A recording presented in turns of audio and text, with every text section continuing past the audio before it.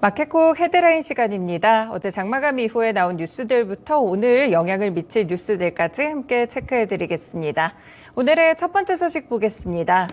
네, 무디스 측이 4년 만에 우리나라를 방문한다고 하는데요. 이 코로나19 이후에 무려 4년 만입니다. 이렇게 사흘간 연례협의를 진행하게 되는데요. 이번에 있을 연례협의의 결과를 반영해서 상반기 내로 우리나라의 신용 등급과 전망을 발표하게 됩니다.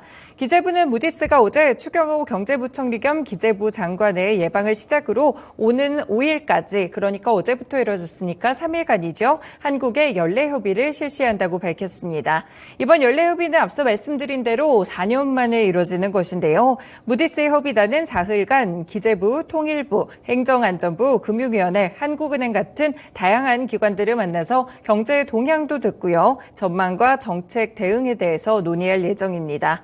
추경호 부총리는 이날 무디스 협의단과 만남을 가졌는데요. 우리의 경제 동향과 전망, 위기 극복, 경제 제도약을 위한 올해 경제 정책 방향 등에 대해서 함께 설명을 했습니다. 무디스 측의 관심 사안이기도 했는데요. 무디스 측은 추 부총리의 시각과 설명에 공감을 하면서도 반도체법이라든지 인플레이션 감축법에 대한 이 한국 정부와 관련 업계의 중장기적인 산업 전망에 상당한 관심을 가졌다고 합니다. 무디스는 이번에 연례협의 결과를 반영해서요. 상반기 중에 우리나라의 신용 등급을 발표할 예정입니다. 지금 무디스의 우리나라 신용 등급과 전망은 2015년부터 역대 최고 수준인 AA2와 안정적을 유지하고 있습니다. 네, 본격적으로 기업에 영향 미칠 만한 소식들 보겠습니다. 일단 간밤에 테슬라가 6%의 급락으로 거래를 마쳤는데요. 2차 전지 종목들에게는 약간의 촉각을 곤두세울 만한 뉴스가 되겠습니다. 테슬라가 6.12% 급락하면서 194.77달러로 거래를 마쳤는데요. 전기차 종목들 일정이 좋지 않았습니다. 이날 1분기에 대해서 테슬라의 차량 인도수 자체가 42만 2,875대를 기록을 했는데요. 전년 대비 36% 증가한 수치였지만 한편으로는 컨센서스를 하회하는 수치가 나왔습니다.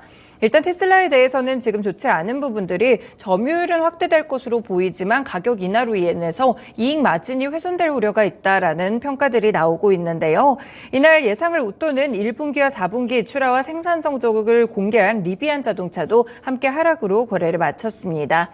리비안은 분기 출하 규모가 7,946대가 나왔고요. 시장 전망치를 200대 정도 웃돈 것으로 나타났는데 1.6% 정도 하락하면서 15.23달러로 거래를 마쳤습니다. 장중에는 5% 정도의 급락세가 나오기도 했었는데 일단은 약간의 이런 지표들이 나오게 되면서 낙폭을 좁히는 데는 성공했습니다. 2차 전지 관련 종목들 어제는 퍼포먼스가 상당히 좋았죠. 인플레이션 감축법에 대한 수혜감으로 소재 종목들이 특히나 좋았는데요. 일단 테슬라의 급락과 더불어서 과연 조정을 받게 될지 이 부분 체크를 해보셔야겠습니다. LG 에너지솔루션과 삼성 SDI, LNF, TCC 스틸 같은 관련 종목들 확인되고 있습니다. 네, 세 번째 소식 가보겠습니다. 네, 얼마 전에 수출 지표로도 확인이 됐었는데요. 요즘은 반도체보다는 완성차 쪽이 조금 더 주도를 잡아가고 있습니다. 이 완성차 5개사가 지난달 국내외 판매량이 전년 대비 무려 20% 가까이 증가했다고 나왔는데요.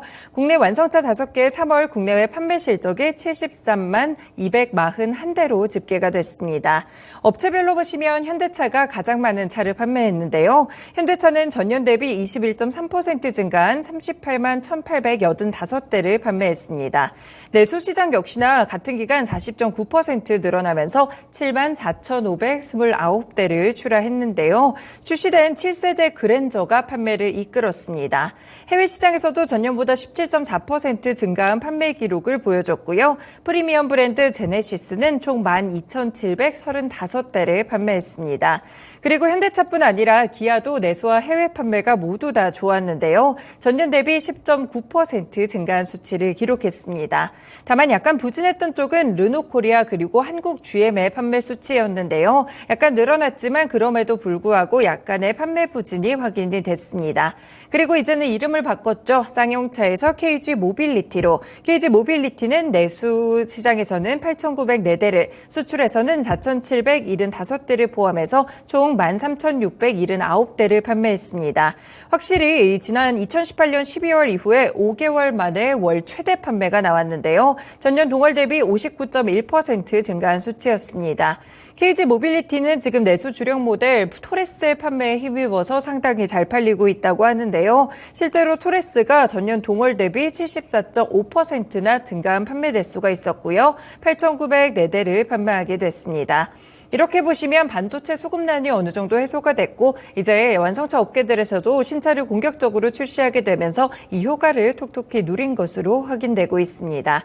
관련 종목들 체크해 보실 수가 있겠죠. 일단 대표적으로 완성차 톱톱인 현대차와 기아 그리고 부품주들까지 현대모비스, 화신도 함께 확인해 보시면 좋을 것 같습니다.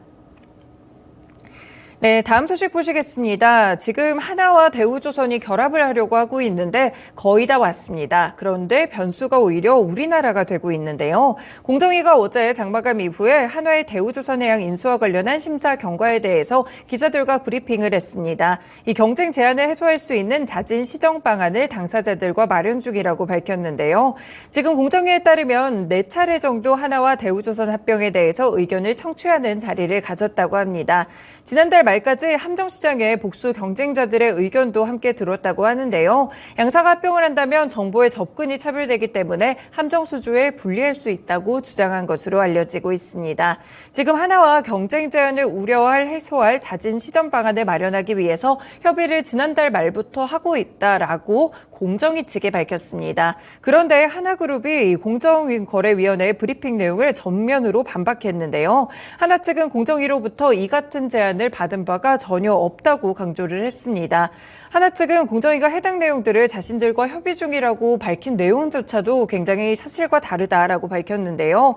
지금 하나그룹이 대우조선과의 합병을 위해서 8개 경쟁 당국의 심사를 받았고요. 지난달 31일에 EU 측도 승인을 내줬습니다. 그래서 이 해외 경쟁 당국의 모든 심사가 끝난 상태입니다. 그런데 마지막에 우리나라에서 이렇게 잡음이 좀 생기고 있는 상황이고요. 사실 업계에서는 이미 글로벌 국가들이 경쟁 당국에서 모두 다 승인을 내줬는데 우리나라에서만 심사가 지연되는 것을 두고 비판의 목소리를 크게 내고 있다고 합니다.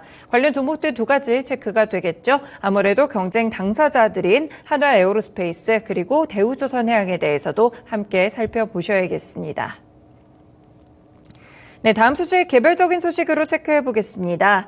SK하이닉스가 2조 원 규모의 교환사채를 발행하는데요. 1조 9,745억 원 정확하게는 이 규모고요. 어제 이 발행을 결정했다고 공시가 나왔습니다. 자기 주식 1,775만 9,040주가 교환 대상이고요. 총 발행 주식의 2.4% 규모입니다. 교환가액은 SK하이닉스의 종가인 11만 1,180원으로 잡혔고요. 사채 만기일은 2030년 4월 11일인데요. 이 교환사채는 싱가포르 증권거래소에 상장됩니다. 이 회사 측은 교환사채를 통해서 자금을 조달하면 원재료 구매 그리고 자사의 운영자금으로 사용할 예정이라고 하는데요. 이렇게 자금 조달을 통해서 운영자금을 조달하고 있는 그런 하이닉스의 모습입니다. 지금 SK하이닉스는 지난해 4분기에 영업손실 1조 8천억 원대를 기록하면서 10년 만에 분기 적자를 보이기도 했는데요. 지금 1분기까지도 수조 원의 적자가 유력한 상황입니다. 추가적인 주가 추이 보셔야겠습니다. SK하이닉스 함께 관련 종목으로 체크가 되고 있습니다. 네, 마지막 소식 보시겠습니다. 최근에 시장에서 계속 이야기가 좀 나오고는 있는데요. 오늘 다시 한번 불거질 것 같습니다. 시멘트의 품귀 현상으로 공사 중단 위기에 놓인 사업장들이 늘고 있다고 하는데요. 건설사들의 원가 관리가 상당히 힘들다고 합니다. 지금 이달 기준으로 봤을 때 시멘트를 원하는 만큼 공급을 받지 못하는 공사 현장의 비율이 60% 정도로 파악이 된다고 하는데요. 이렇게 보도에 따르면 10개 중에 6개 사업장들은 원활하게 시멘트를 공급받지 못하고 합니다. 이 시멘트 자체가 공사 비중에서 큰 폭을 차지하는 것은 아니지만 시멘트가 없으면 공사 자체가 좀 불가능하기 때문에 공사 현장에도 차질이 될 수가 있는데요. 실제로 공사는 중단되거나 지체되는 사업장들이 상당히 많다고 합니다. 원자재값 상승으로 매출액 대비 매출 원가 비율이 90% 이상을 웃도는 상황인데요. 이렇게 인건비 상승분과 지체 보상금까지 떠안을 경우에는 건설사들의 원가율이 더욱더 치솟을 수밖에 없습니다. 자금력이 부족하고 시멘트의 물량 확보가 더 어려운 중견 건설사들이 훨씬 더 크게 타격을 입을 것으로 보이는데요. 그래서 그런지 대한건설협회에서는 시멘트 대란의 후폭풍을 경고했고요. 여기에 대한 대응을 촉구하고 있습니다. 일단 관련 종목으로는 시멘트 관련 종목들을 가져와 봤는데요. 성신양회라든지 쌍용 C&E, 고려시멘트, 삼표시멘트가 있습니다.